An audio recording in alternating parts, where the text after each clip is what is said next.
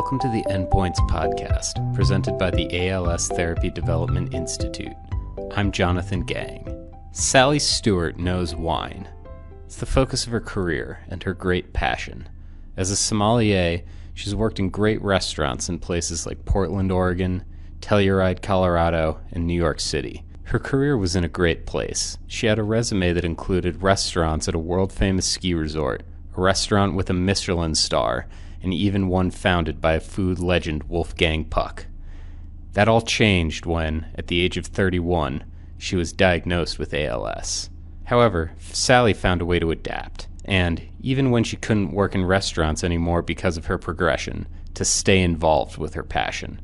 Today, she's the owner of the Denver Wine Merchant, a store in Colorado that sells fine wines, beers, and liquor, hand-picked by Sally and her partner, Steven. This year, they also had a particularly special product on the shelves, an Ales for ALS beer from Nederland, Colorado's Knotted Root Brewing Company, whose sales support the critical research at ALS TDI.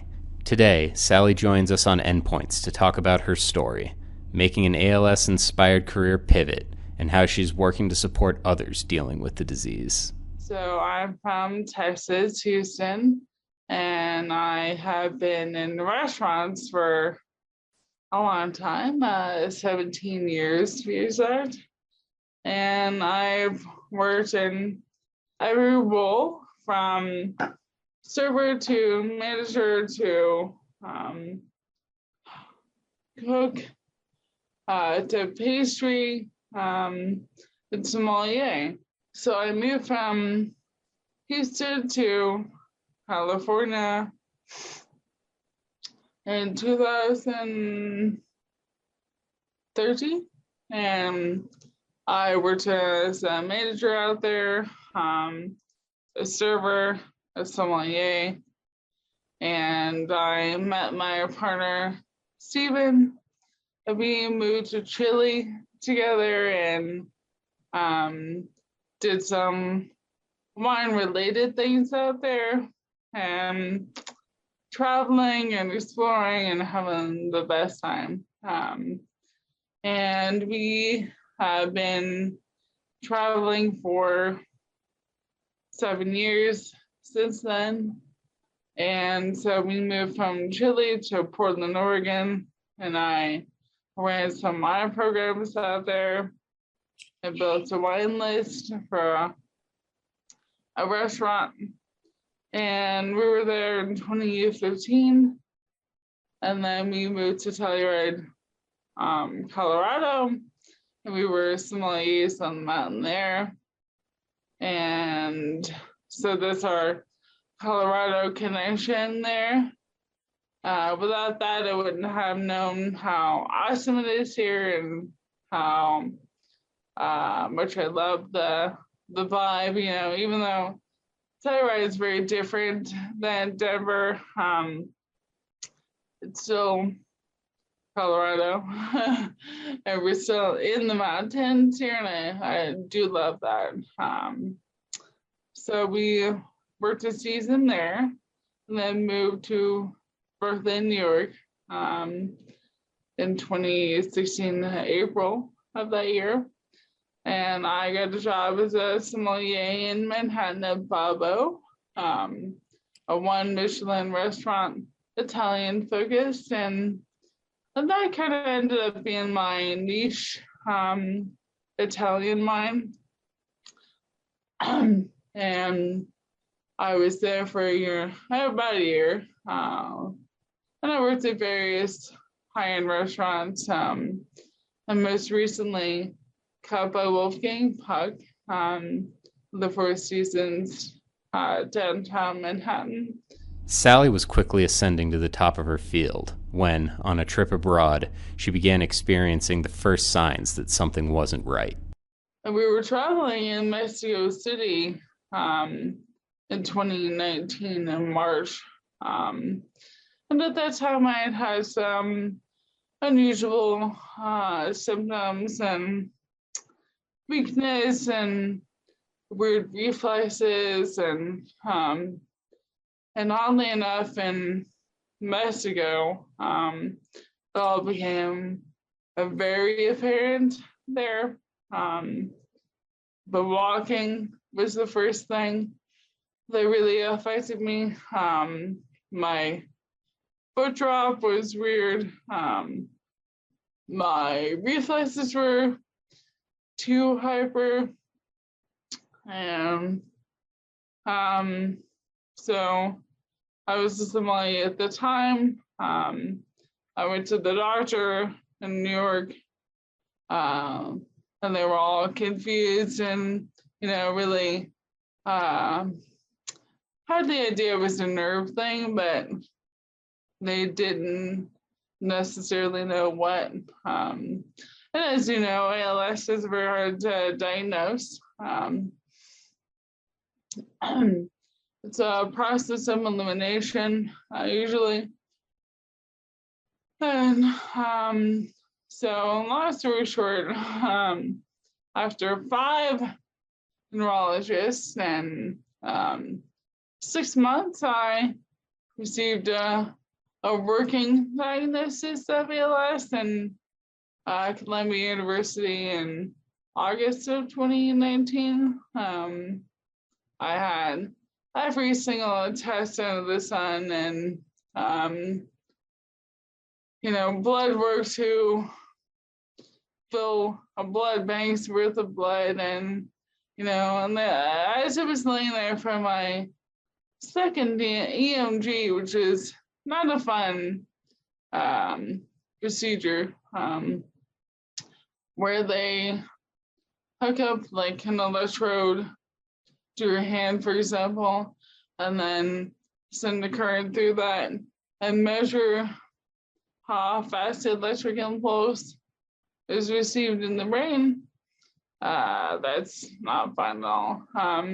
One of the guys who was doing the test was like, "Oh, you're way too young to have ALS. That can't be, it's an old man's disease." In hindsight, that was rather a weird thing to say. Rather unprofessional, but whatever. So, I had been Googling and researching, and that's a slippery slope to go down. It's either you have cancer or you're dying or whatever. Sally did what she could to stay in the restaurant business, but as her symptoms progressed, it became harder and harder. In August, I was really having a hard time walking.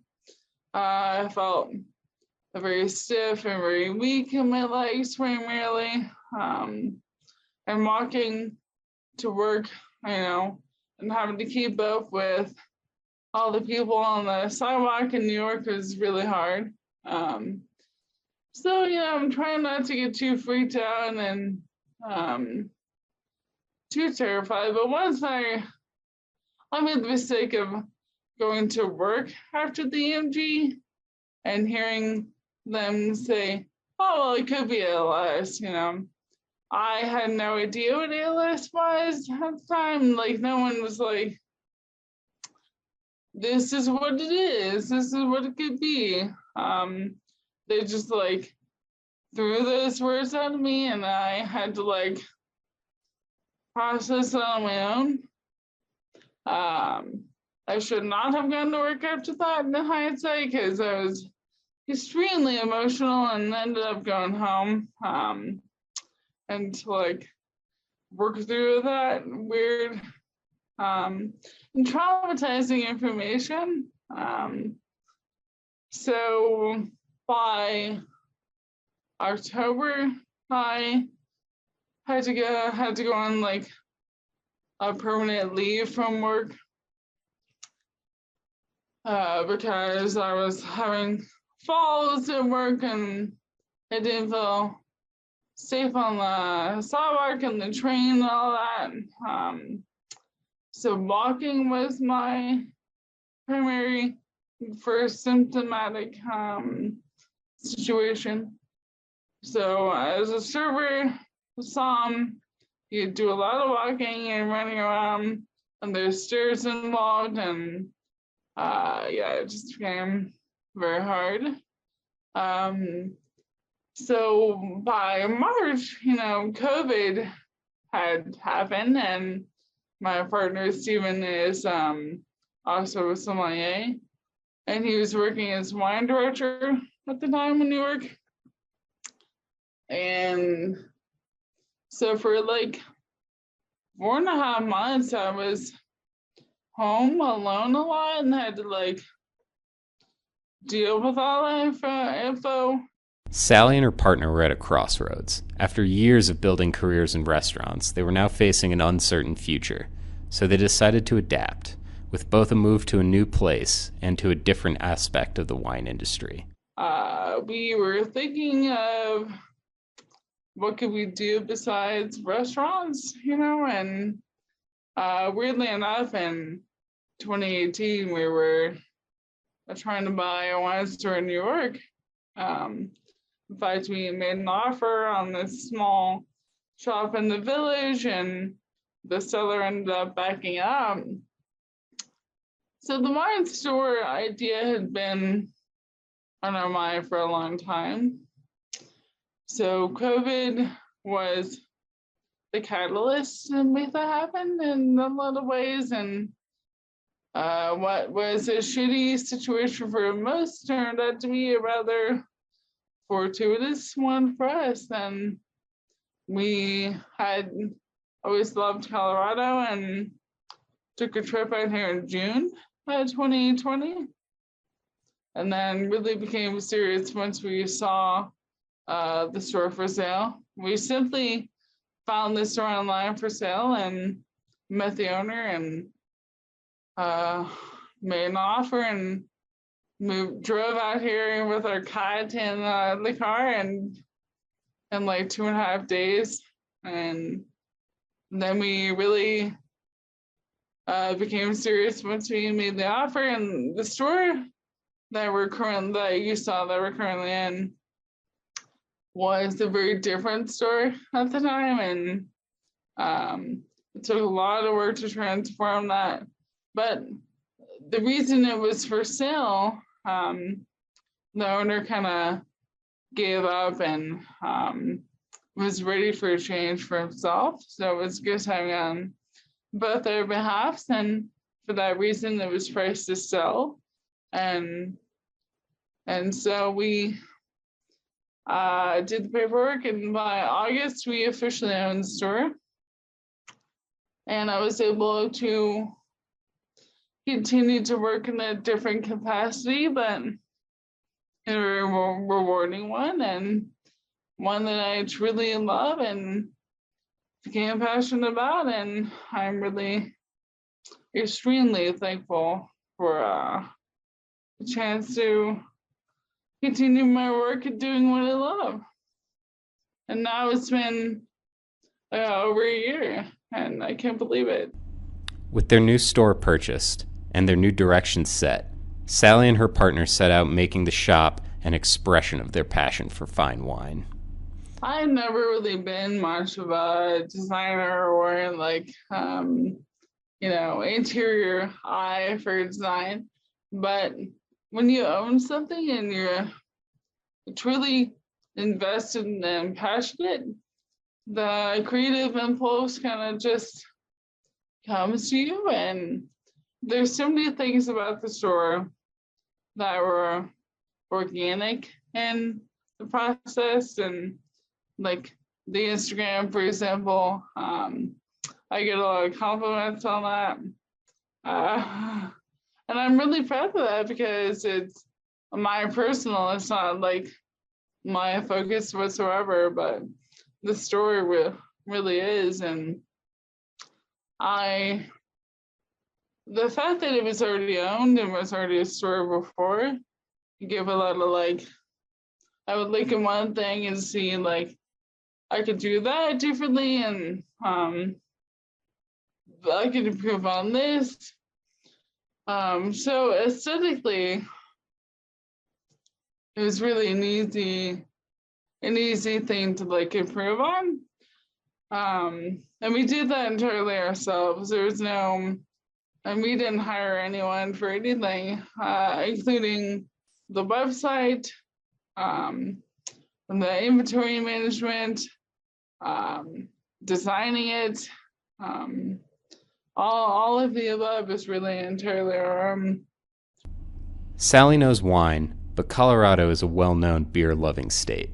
So she set out trying to get beer from some of the state's best and most exclusive breweries, including Nederland, Colorado's Knotted Root Brewing Company. It was through Knotted Root and its founder and brewmaster Chris Marchio that Sally discovered the Ales for ALS program and got involved with ALS TDI.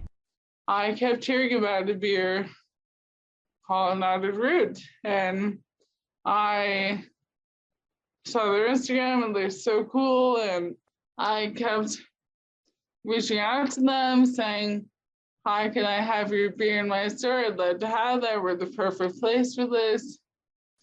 Can I buy your beer? They were like, no, we don't have enough beer yet. We're very exclusive. So I kept bothering Chris. And then eventually, literally 1 year ago, I think in late November, he eventually said yes. And I got the beer in the store. And as you might know, there's a lot of beer in Colorado, and I learned very quickly what was cool and what was, more large production. And our entire vision with the stores, smaller production wines, products, things you can't find in the grocery store.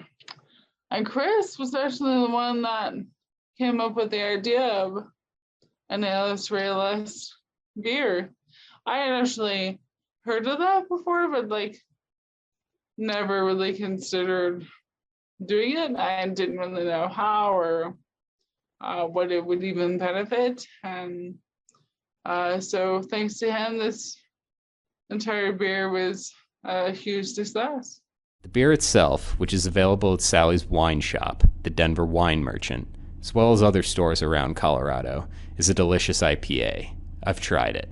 It's well worth tracking down if you're in the area. Colorado is known for the hazy IPAs, so what that means is that the IPA is not filtered, so the hops are brewed, and then what they do is they let the major hops settle at the tank, and then they can or bottle or keg the remainder of that. And so what we got hops wise was a very big, wide variety of hops, and they were dynamically flavored, which is good. So Chris had the idea of doing a double IPA, which is they ferment the initial beer with hops and then add more hops in later on. So double dry hopped. And Chris was entirely responsible for the name and the logo. He did run those by me, and I love everything he does. And he is a designer that works with him on labeling. And the idea of without a map is meant to imply that we're all kind of in this together, and there is no ideal map or route of life, and that we're all equal, and this beer is a representation of us all in a lot of ways. And the flavor profile, which I loved. I'm not a huge fan of bitter and extremely astringent IPAs, and the double hopping really does round up the fruitiness of the beer. It's very soft. The fact that it's unfiltered is very round and a rich mouthfeel. So it's everything I would want in an IPA: fruity, tropical, floral, and juicy. In addition to producing a great beer, Sally says she's appreciated the opportunity to bring together her passion for fine beverages and supporting research. Yeah, as far as I know, there's no one doing like a beverage related awareness focus, and of course that aligns perfectly with my thing I do at the store. And it seemed like a really good fit for me personally. And raising awareness is the first and foremost thing I'm really about. But of course, the biggest reason that there is no cure for this disease is it's underfunded and under-researched. So anyone doing good research on this is worth the time and money, in my opinion. So I think ALS-CDI is one of the bigger, more notable research agencies that should be on people's mind. Ales for ALS isn't the only way Sally's giving back and supporting the ALS community. She's also fundraised and raised awareness and is a part of an exciting new organization promoting the stories of young women diagnosed with the disease. On my website, there's an info tab, and on there I link directly to a site called Her ALS Story. And that was started by a friend of mine who also has ALS, who is younger than me. She's in her 20s, and I met her through Project ALS at Columbia University. We were both diagnosed there. And she has started her own nonprofit that has really taken off hugely with collaborations with the likes of Steve Madden and local Manhattan clothing agencies, and they've been doing huge things for raising awareness about women and young women affected by ALS who are under the age of 35. So I'm a member of their group, and the work that they're doing is incredible. And their main focus is demystifying the fact that ALS is not an old man's disease. There are plenty of women in their 20s getting this, and it's alarmingly more common than people would think. So I like to plug them every chance I get, whether it's on Instagram or on my website.